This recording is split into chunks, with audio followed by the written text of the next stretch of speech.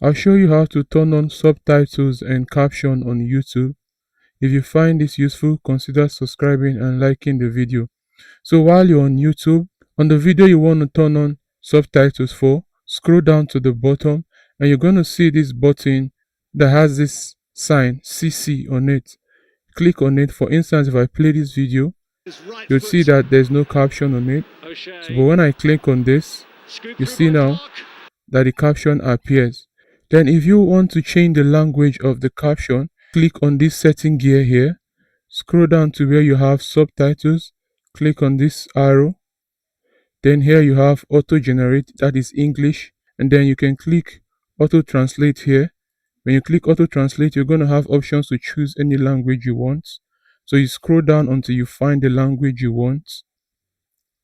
So let's say Spanish.